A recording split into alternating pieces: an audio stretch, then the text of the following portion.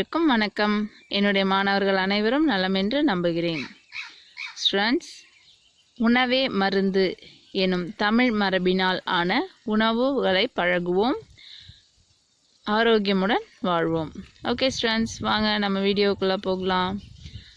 Students, நாம் இந்த வீடியோவில் நம்ம ஏற்கனவே பார்த்திருந்த துணைப்பாடம் வறுமையிலும் நேர்மை பாடத்தின் வினாவிடை மற்றும் மொழிக்கு கற்கண்டாக இருக்கக்கூடிய இலக்கண பகுதியையும் பார்க்க போகிறோம். ஸ்டூடெண்ட்ஸ், வாங்க. முதலாவதாக நாம் பார்க்க இருப்பது வினாக்களுக்கு விடையளி. துணைப்பாட பகுதியின் வினாக்களுக்கு விடையளிக்க போகிறோம். முதலாவது வினா: பசியால் வாடிய ஊர் மக்களுக்கு பணக்காரர் எவ்வாறு உதவினார்? பசியால் வாடிய ஊர் மக்களின் குழந்தைகள் யாரும் பசியால் வாட வேண்டா என கூறிய பணக்காரர் தினமும் ஆளுக்கொரு கொழுக்கட்டையை வழங்கி உதவினார். மீண்டும், பசியால் வாடிய ஊர் மக்களுக்கு பணக்காரர் எவ்வாறு உதவினார்? பசியால் வாடிய ஊர் மக்களின் குழந்தைகள் யாரும் பசியால் வாட வேண்டா என கூறிய பணக்காரர் தினமும் ஆளுக்கொரு கொழுக்கட்டையை வழங்கி உதவினார். இந்த கேள்வியை படித்ததுமே உங்கள் எல்லாருக்குமே இதற்கான விடை தெரிஞ்சிருக்கும் இல்லையா ஸ்டூடெண்ட்ஸ்? ஏன்னா நம்ம அந்த கதையை அந்த அளவுக்கு ஆர்வமுடன் படித்திருக்கோம் இல்லையா ஸ்டூடெண்ட்ஸ்? அடுத்த வினா: சிறுமியின் நேர்மைக்கு கிடைத்த பரிசு யாது? இரண்டாவது வினா: சிறுமியின் நேர்மைக்கு கிடைத்த பரிசு யாது? சிறுமி இளவேனிலின் பொறுமைக்கும் நற்பண்பிற்கும் பணக்காரர் கொழுக்கட்டைக்குள் தங்க காசு வைத்து பரிசாக வழங்கினார். சிறுமியின் நேர்மைக்கு கிடைத்த பரிசு யாது? சிறுமி இளவேனிலின் பொறுமைக்கும் நற்பண்பிற்கும் பணக்காரர் கொழுக்கட்டைக்குள் தங்க காசு வைத்து பரிசாக வழங்கினார். ஆமாம் தானே ஸ்டூடெண்ட்ஸ்? நம்ம இந்த கதையிலிருந்து தெரிந்து கொண்டது நேர்மை இல்லையா? அடுத்ததான் நாம் பார்க்க இருக்கிறது சிந்தனை வினா. சிந்தனை வினா முற்றிலும் மாணவர்களுக்கான பகுதி என்பது உங்கள் எல்லாருக்குமே தெரிஞ்சிருக்கும் ஸ்டூடெண்ட்ஸ். நாம் எப்போவுமே நம்ம மாணவர்கள் பகுதின்னு தனியாக விட்டுறதில்ல. இதையும் நம்ம வீடியோ கிளாஸ் ரூமில் டிஸ்கஸ் பண்ணிட்டு தான் வரோம் இல்லையா ஸ்டூடெண்ட்ஸ்? வாங்க போகலாம். வறுமையிலும் நேர்மை எனும் கதையில் சிறுமியின் இடத்தில் நீயாக இருந்தால் என்ன செய்திருப்பாய்? ஸோ ஸ்டூடெண்ட்ஸ், நீங்கள் சிறுமி இளவேனிலின் இடத்தில் இருந்தால் என்ன செய்திருப்பீங்க? அதுதான் நமக்கு கொடுக்கப்பட்டிருக்கக்கூடிய வினா. இதற்கு உங்களுடைய விடை நிச்சயமாக நம்மளோட கமெண்ட் செக்ஷனில் நீங்கள் தெரிவிக்கணும் ஸ்டூடெண்ட்ஸ்.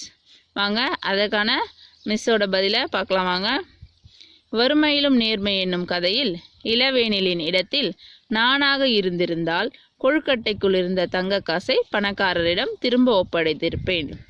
ஏன்னா நம்ம எல்லாருமே நேர்மை எனும் சரியான பாதையில் சென்று கொண்டிருக்கிறோம் இல்லையா ஸ்டூடெண்ட்ஸ்? ஆகவே இளவேனில் செய்த அதே முறையை தான் நாமும் கையாண்டிருப்போம். ஏனால் நாமும் நேர்மையாக வாழறோம் இல்லையா ஸ்டூடெண்ட்ஸ்? Very good. நீங்கள் எல்லாருமே சரியான விடையை சொல்லியிருக்கீங்க. Good students. ஸ்டூடெண்ட்ஸ், அடுத்ததாக நம்ம பார்க்க இருக்கிறது மொழிக்கு இனிமையும் சுவையும் அளிக்கக்கூடிய இலக்கண பகுதியான கற்கண்டு. நம்முடைய இயல் 2 இலக்கண பகுதியாக நமக்கு வந்துள்ளது பெயர்ச்சொல் வினைச்சொல். ஒன்றன் பெயரை குறிக்கும் சொல் பெயர்ச்சொல் எனப்படும். எடுத்துக்காட்டு: சாந்தி, வகுப்பறை, சித்திரை, கண், கதிரவன், சந்திரன். ஸ்டூடெண்ட்ஸ், பெயர்ச்சொல் என்பது மனிதர்கள், அதாவது உயிருள்ள பொருட்கள் மட்டுமல்லாது உயிரற்ற பொருட்களின் பெயர்களும் பெயர் சொல்லில் அடங்கும். ஸ்டூடெண்ட்ஸ், எடுத்துக்காட்டாக பார்க்கணுன்னா மரம், செடி, வீடு, பேனா, பென்சில், நாம் போடுற ட்ரெஸ்ஸஸ், நாம் பயன்படுத்தும் வாகனங்கள், இப்படி சொல்லிக்கொண்டே போகலாம் ஸ்டூடெண்ட்ஸ். ஸோ அனைத்து விதமான பெயர்களும் பெயர் சொல் எனப்படும் ஸ்டூடெண்ட்ஸ். அடுத்ததாக நாம் பார்க்க இருக்கிறது வினைச்சொல். ஒரு செயலை, அதாவது நம்ம செய்யக்கூடிய செயல்தான் வினை என்ற சொல்லால் குறிக்கப்படுது ஸ்டூடெண்ட்ஸ். ஒரு செயலை குறிக்கும் சொல் வினைச்சொல் எனப்படும். ஒரு செயலை குறிக்கும் சொல் வினைச்சொல் எனப்படும் ஸ்டூடெண்ட்ஸ். எடுத்துக்காட்டு: ஓடினான், விழுந்தது, எழுதினான். இது மட்டும் இல்லாமல் ஸ்டூடெண்ட்ஸ், இன்னும் நாம் செய்யக்கூடிய அனைத்து செயல்களுமே படித்தான், உண்டான், அதாவது சாப்பிட்டான், நீர் பருகினான், இந்த மாதிரி நம்ம செய்யக்கூடிய அனைத்து செயல்களுமே வினைச்சொல் எனப்படும் ஸ்டூடெண்ட்ஸ். ஸோ நம்ம பெயர்ச்சொல் வினைச்சொல் இவற்றை பற்றி மேலும் அறிந்து கொள்ள நமக்கு இங்கே சில தொடர்கள் கொடுக்கப்பட்டிருக்கிறது ஸ்டூடெண்ட்ஸ். வாங்க பார்க்கலாம். கீழுள்ள தொடர்களை கவனியுங்கள். முதலாவது, ராமன் பாடம் படித்தான். ராமன் பாடம் பெயர்ச்சொற்கள், படித்தான் வினைச்சொல். பாருங்க ஸ்டூடெண்ட்ஸ், நம்ம மேலே பார்த்தோம் ராமன் ஒரு பெயர் குறிக்கிறதான் பெயர்ச்சொல்னு பார்த்தோம் இல்லையா. இப்போ பாடம் அப்படிங்கிறது எப்படி பெயர் சொல்லா இருக்க முடியும் அப்படின்னு நாம் இப்போ பார்க்கலாம். பாடம் என்பது அது ஒரு சப்ஜெக்டில் வரக்கூடிய லெசன் இல்லையா ஸ்டூடெண்ட்ஸ். அப்போது லெசன் அது ஒரு பெயரை தான் குறிக்குது. ஆகவே பாடம் அப்படிங்கிறது தான் பெயர் சொல் தான் ஸ்டூடெண்ட்ஸ். இப்போ படித்தான், அவன் செய்த செயல். ராமன் என்ன செயல் செய்தான்? படித்தான் இல்லையா. ஆகவே படித்தான் என்பது வினைச்சொல். அடுத்ததா, மாடு புல் மேய்ந்தது. மாடு மேய்ந்தது, என்ன மேய்ந்தது? புல் மேய்ந்தது. ஆகவே மாடு புல் இரண்டும் பெயர் சொற்கள், மேய்ந்தது என்பது வினைச்சொல். சரியா ஸ்டூடெண்ட்ஸ்? மீண்டும் ஒரு முறை, மாடு புல் மேய்ந்தது. மாடு புல் இரண்டும் பெயர் சொற்கள், மேய்ந்தது வினைச்சொல். ஆகவே ஸ்டூடெண்ட்ஸ், ஒன்றன் பெயரை குறிப்பது பெயர் சொல், ஒரு செயலை குறிப்பது வினைச்சொல். இப்போ உங்களுக்கு தெளிவாக புரிஞ்சிருக்கும் ஸ்டூடெண்ட்ஸ். பெயர் சொல்னா என்பது வினைச்சொல்னா என்ன என்று அப்படிங்கிறது புரிஞ்சிருக்கும் இல்லையா ஸ்டூடெண்ட்ஸ். ஆமாம், ஒரு செயலை யார் செய்கிறாங்களோ அந்த செயலுக்குரிய நபர் பெயர் சொல் எனப்படும். அங்கே செய்யப்பட்ட செயல் வினைச்சொல் எனப்படும் ஸ்டூடெண்ட்ஸ். இப்போ நீங்கள் இதை திரும்ப ஒரு 2 முறை 3 முறை கேட்டிங்கன்னா உங்களுக்கு ரொம்பவே எளிமையாக புரிஞ்சிடும் ஸ்டூடெண்ட்ஸ். ஏன்னா இலக்கணத்துக்கு அடிப்படையாக நம்ம தெரிஞ்சுக்க வேண்டியது பெயர்ச்சொல் மற்றும் வினைச்சொல் தான் ஸ்டூடெண்ட்ஸ். அடுத்தது நாம் பார்க்க இருக்கிறது கற்பவை கற்றபின். நாம் தற்போது பார்த்த பெயர்ச்சொல் வினைச்சொல் பகுதியின் கற்பவை கற்றபின்ல நமக்கு 3 வினாக்கள் கொடுக்கப்பட்டிருக்கிறது ஸ்டூடெண்ட்ஸ். நம்முடைய கற்பவை கற்றபின் நாம் ஏற்கனவே சொல்லியிருப்பது போல் மாணவர்களுக்கான பகுதி. இருப்பினும் நம்முடைய வீடியோ வகுப்பறையில் நாம் தொடர்ந்து இதை மாணவர்களுடன் கலந்துரையாடி கொண்டிருக்கிறோம் ஸ்டூடெண்ட்ஸ். ஆகவே வாங்க நம்முடைய கற்பவை கற்றபின் பகுதிக்கு போகலாம் ஸ்டூடெண்ட்ஸ். முதலாவது வினா, ஒரு சொல்லை படித்தவுடன் அது பெயர் சொல்லா வினை சொல்லா என பகுத்து அடையாளம் காண்க. ஸ்டூடெண்ட்ஸ், நம்ம எடுத்திருக்கக்கூடிய எடுத்துக்காட்டு பார்த்தீங்கன்னா நம்முடைய துணை பாட பகுதியிலிருந்து எடுக்கப்பட்டிருக்கு ஸ்டூடெண்ட்ஸ். கொழுக்கட்டையை எடுப்பதில் ஒவ்வொருவரும் போட்டி போட்டனர். மீண்டும், கொழுக்கட்டையை எடுப்பதில் ஒவ்வொருவரும் போட்டி போட்டனர். ஸ்டூடெண்ட்ஸ், இதில் பார்த்தீங்கன்னா கொழுக்கட்டையை எடுப்பதில் ஒவ்வொருவரும் போட்டி போட்டனர். இங்கே 5 சொற்கள் நம்ம எடுத்திருக்கோம் எடுத்துக்காட்டில் ஸ்டூடெண்ட்ஸ். பாருங்கள், கொழுக்கட்டையை என்பது பெயர்ச்சொல். எடுப்பதில் என்பது ஒரு செயலை குறிக்கக்கூடியது இல்லையா. ஆகவே அது ஒரு வினைச்சொல். ஒவ்வொருவரும் என்பது அனைத்து சிறுவர் சிறுமையும் குறிக்கக்கூடியதாக இருக்கு இல்லையா ஸ்டூடெண்ட்ஸ். ஆகவே ஒவ்வொருவரும் பெயர்ச்சொல். போட்டி என்பது அங்கே என்ன நடந்தது, அவர்களுக்குள் என்ன நடந்தது அப்படிங்கிறது போட்டி என்பது பெயர்ச்சொல். போட்டனர் வினைச்சொல், அவர்கள் செய்த செயலை குறிக்கக்கூடியதால் வினைச்சொல். மீண்டும் ஒரு முறை, கொழுக்கட்டையை பெயர்ச்சொல், எடுப்பதில் வினைச்சொல், ஒவ்வொருவரும் பெயர்ச்சொல், போட்டி பெயர்ச்சொல், போட்டனர் வினைச்சொல். ஸ்டூடெண்ட்ஸ், நீங்களும் இது போல் புத்தகத்திலிருந்து ஏதாவது ஒரு வாக்கியத்தை எடுத்து எழுதி அதிலிருந்து பெயர்ச்சொல் எது வினைச்சொல் எது என்பதை நீங்கள் எழுதி பார்க்க வேண்டும் ஸ்டூடெண்ட்ஸ். அப்படி எழுதி பார்க்கும்போது தான் உங்களுக்கு பெயர்ச்சொல் வினைச்சொல் இரண்டிற்குமான வேறுபாடுகளை எளிதில் கண்டறிய முடியும் ஸ்டூடெண்ட்ஸ். அடுத்ததாக நாம் பார்க்க இருக்கிறது இரண்டாவது, நாம் பேசும் தொடரில் எது பெயர்ச்சொல் வினைச்சொல் என கூறுக. இப்போ நம்ம ஜென்ரலாக வீட்டில் பேசுவோம் இல்லையா ஸ்டூடெண்ட்ஸ். அப்படி பேசும்போது அந்த வாக்கியங்களை அந்த சொற்றொடர்களை நம்ம எழுதி பார்த்தோம்னா அது எது பெயர்ச்சொல் எது வினைச்சொல் அப்படிங்கிறத பார்க்கலாம் வாங்க. உங்களுக்காக நாம் இங்கே சில எடுத்துக்காட்டுகளை கொடுத்துருக்கோம். எடுத்துக்காட்டு ஒன்றாவது, அம்மா எனக்கு பசிக்கிறது.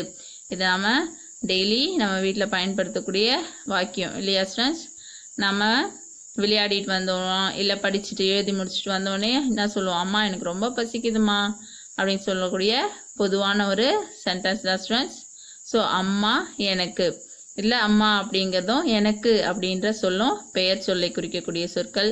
பசிக்கிறது, பசிக்கிறதுன்றது நமக்குள்ள ஏற்படுகிற ஒரு வினை, ஒரு செயலை குறிப்பதால் அது வினைச்சொல். ஆகவே ஸ்டூடெண்ட்ஸ் அம்மா எனக்கு பசிக்கிறது என்பதில் அம்மா எனக்கு இரண்டுமே பெயர் சொற்கள், பசிக்கிறது என்பது வினைச்சொல். ஸோ ஸ்டூடெண்ட்ஸ் நீங்களும் வீட்டில் நாம் பயன்படுத்தக்கூடிய சொற்றொடர்களை எழுதி பார்த்தீங்கன்னா உங்களுக்கே இது தெளிவாக புரிஞ்சிடும் ஸ்டூடெண்ட்ஸ். அடுத்தது இரண்டாவது எடுத்துக்காட்டு, மீனவர் மீன் பிடித்தனர். இதில் மீனவர் மீன் என்னது ஸ்டூடெண்ட்ஸ்?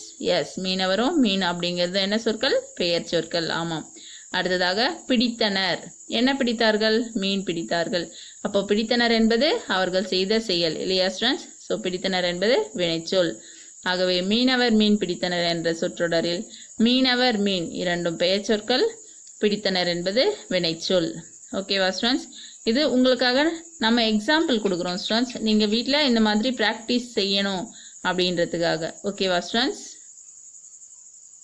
அடுத்ததாக நம்முடைய மூன்றாவது வினா, பத்தியை படித்து அதில் உள்ள பெயர்ச்சொல் வினைச்சொற்களை அடிக்கோடிட்டு அடையாளம் கூறுக. ஸ்டூடெண்ட்ஸ் இந்த பேராகிராஃபை நாமளே எடுக்க சொல்லியிருக்காங்க ஸ்டூடெண்ட்ஸ். ஒரு பேராகிராஃப் எடுங்க, பத்தியை படித்து அந்த பேராகிராஃபை படித்து அதில் பெயர் சொல்லுது வினை சொல்லிருந்து அடிக்கோடிட்டு அடையாளம் காட்டுங்கன்னு சொல்லியிருக்காங்க ஸ்டூடெண்ட்ஸ். உங்களுக்கு எக்ஸாம்பிளாக இருக்கணுன்றதுக்காக நம்ம வறுமையிலும் நேர்மை பாடத்துலேருந்து எடுத்திருக்கோம் பாருங்கள் ஸ்டூடெண்ட்ஸ். மகளே உன் பெயர் என்ன என கேட்டார் பணக்காரர். தன் பெயர் இளவேனில் என கூறினாள் அந்த சிறுமி. சரிங்களா ஸ்டூடெண்ட்ஸ்? பாருங்க, மகளே உன் பெயர் பணக்காரர் இளவேனில் சிறுமி, இவை அனைத்தும் பெயர் சொற்களை குறிக்கக்கூடியது இல்லையா ஸ்டூடெண்ட்ஸ்? மகளே, மகள் என்பது ஒரு பெயர் சொல், உன் என்பது பெயர், பெயர் அப்படிங்கிறதும் பெயர் சொல், பணக்காரர், இளவேனில், சிறுமி, இவை அனைத்துமே பெயரை குறிக்கக்கூடிய சொற்கள் ஸ்டூடெண்ட்ஸ். கேட்டார், கூறினாள், இது இரண்டுமே அவர்கள் செய்த செயலை குறிப்பதால் இவை வினை சொற்கள் எனப்படும் ஸ்டூடெண்ட்ஸ். மீண்டும் ஒரு முறை உங்களுக்காக ஸ்டூடெண்ட்ஸ். மகளே உன் பெயர் பணக்காரர் இளவேனில், இவை அனைத்தும் பெயர் சொற்கள். கேட்டார், கூறினாள், இவை இரண்டும் வினை சொற்கள், அவர்கள் செய்த செயலை குறிப்பதால் இவை வினை சொற்கள் எனப்படுகிறது ஸ்டூடெண்ட்ஸ்.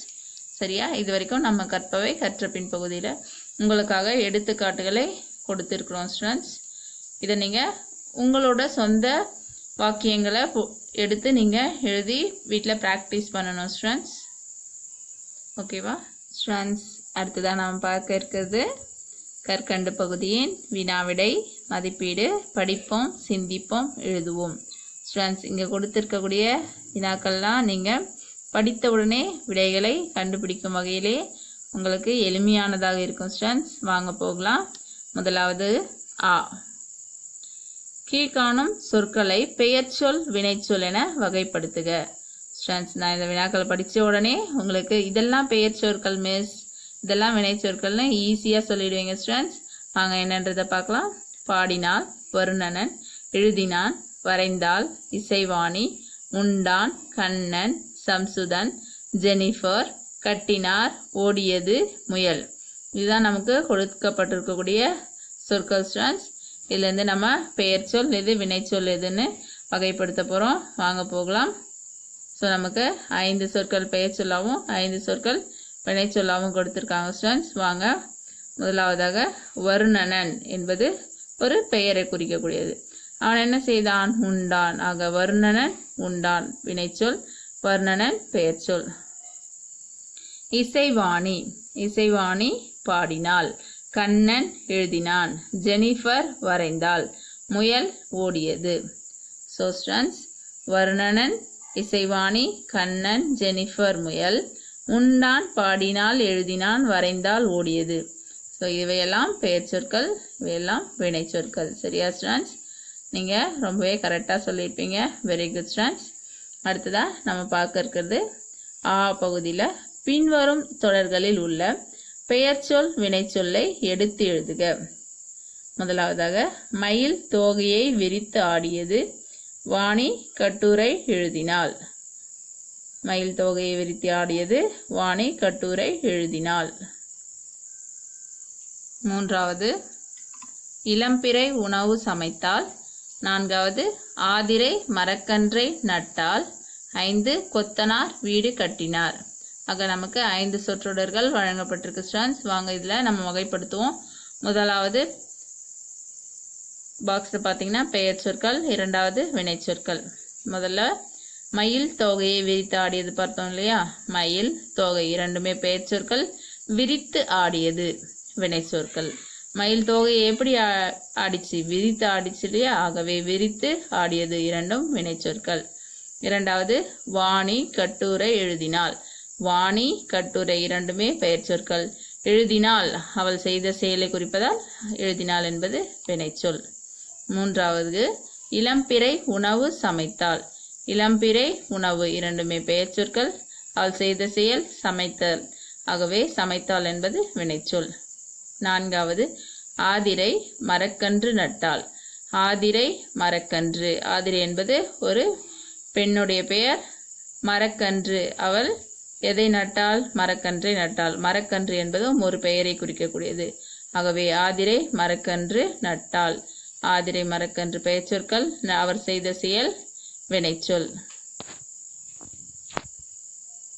அடுத்ததாக ஐந்தாவது கொத்தனார் வீடு கட்டினார். கொத்தனார் என்பவர் வீடு கற்றவருடைய பெயர் தானே ஸ்டூடெண்ட்ஸ்? எஸ், கொத்தனார் வீடு இரண்டுமே பெயர் சொற்கள். கட்டினார் என்பது வினைச்சொல். ஆகவே இது போல நம்முடைய வாக்கியத்தை நீங்கள் பாக்ஸ் போட்டு பிரித்து எழுதுனீங்கன்னா உங்களுக்கு எழுதுறதுக்கு ரொம்பவே ஈஸியாக இருக்கும். அதோட உங்களுக்கு பெயர் சொல்லுது வினை சொல்லுது என்பது மறக்கவே மறக்காது ஸ்டூடெண்ட்ஸ். ஓகேவா? அடுத்த பகுதிக்கு போகலாம் வாங்க. அடுத்ததான் நமக்கு ஒரு கதை கொடுத்துருக்காங்க ஸ்டூடெண்ட்ஸ். அந்த கதையிலிருந்து பெயர் சொல்லையும் வினை சொல்லையும் பட்டியலிட்டு காட்டுங்க அப்படின்னு சொல்லியிருக்காங்க ஸ்டூடெண்ட்ஸ். வாங்க பார்க்கலாம். கதையில் வரும் பெயர் சொற்களையும் வினை சொற்களையும் பட்டியலிடுக. காட்டில் புலி ஒன்று மானை வேட்டையாட துரத்தியது.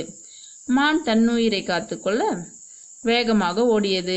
மானை துரத்தி செல்லும் போது வேடன் விரித்திருந்த வலையில் புலி சிக்கிக் கொண்டது. வேடன் வலையில் சிக்கிய புலியை கூண்டில் அடைக்க முயன்றான். அப்பொழுது புலி வேடனை பார்த்து, என்னை கூண்டில் அடைக்காதே, விட்டுவிடு, நான் ஓடிப்போய் விடுகிறேன் என்று கெஞ்சியது. அதற்கு வேடன் அதெல்லாம் முடியாது என்று கூறினான். அதற்கு புலி, உனக்கு இரக்கமே இல்லையா? என்னை ஏன் துன்புறுத்துகிறாய் என கேட்டது புலி. அதற்கு வேடன், நீ ஏன் மானை துரத்தினாய்? உனக்கு ஒரு நீதி எனக்கு ஒரு நீதியா என கேட்டான். புலி அமைதியாய் இருந்தது. ஸோ ஸ்டூடெண்ட்ஸ், இதுதான் நமக்கு கொடுக்கப்பட்டிருக்கக்கூடிய கதை. இந்த கதையிலிருந்து நாம பெயர் சொல் வினைச்சொல் வகைப்படுத்தி காட்டணும் ஸ்டூடெண்ட்ஸ். வாங்க வகைப்படுத்துவோம்.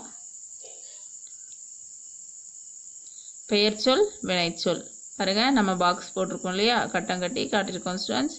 வாங்க முதலாவது பெயர் சொல் பார்த்துருவோம். காட்டில் புலி, மான், வேடன், வலையில், கூண்டில், நான், உனக்கு, என்னை, நீ, எனக்கு, நீதி, இவை அனைத்துமே பெயர் சொற்கள் ஸ்டூடெண்ட்ஸ். பார்த்தீங்கன்னா உங்களுக்கு நல்லா தெளிவாக தெரியும்.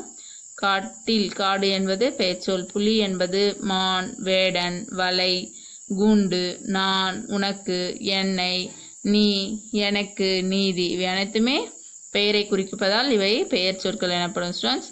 அடுத்ததா வினைச்சொல். துரத்தியது, ஓடியது, சிக்கிக் கொண்டது, விரித்திருந்த, அடைக்க முயன்றான், ஓடிப்போய் விடுகிறேன், கெஞ்சியது, முடியாது, கூறினான், துன்புறுத்துகிறாய், இருந்தது, இவை அனைத்துமே அந்த பெயர் சொற்கள் செய்த செயலை குறிப்பதால் இவை அனைத்தும் வினைச்சொற்கள் எனப்படும் ஸ்டூடெண்ட்ஸ். ஸோ ஸ்டூடெண்ட்ஸ், உங்களுக்கு பெயர் சொல்லியும் வினை சொல்லியும் தற்போது எப்படி பிரித்து பார்க்கணும். பெயர் சொல் என்பது பெயரை குறிப்பது, வினைச்சொல் என்பது செயலை குறிப்பது என்பது மிகவும் எளிமையாகவும் புரிந்திருக்கும். இதை நீங்கள் எந்த சென்டென்ஸில் கொடுத்தாலும் ஈஸியாக டிவைட் பண்ணி எழுதிடுவீங்கன்னு ரொம்பவே நல்லா புரிஞ்சது ஸ்டூடெண்ட்ஸ். ஸோ ஸ்டூடெண்ட்ஸ், நம்ம வீடியோவுக்கு லைக் கொடுங்க. நம்ம வீடியோ கிளாஸ் ரூம் க்ரியேட் பண்ணுறோம். அதனால் நம்ம சேனலை இன்னும் நிறைய ஸ்டூடெண்ட்ஸ்க்கு ஷேர் பண்ணி விடுங்க. அவங்களையும் நம்ம வீடியோவுக்கு லைக் கொடுக்க சொல்லுங்கள். நீங்கள் நம்ம சேனலை சப்ஸ்கிரைப் பண்ணுங்கள். இன்னும் உங்கள் ஃப்ரெண்ட்ஸையும் சப்ஸ்கிரைப் பண்ண சொல்லுங்கள். ஏன்னா நம்ம வீடியோ சத்தையும் உங்களுக்கு உடனே கிடச்சிடும் ஸ்டூடெண்ட்ஸ். ஓகேவா? நன்றி, வணக்கம்.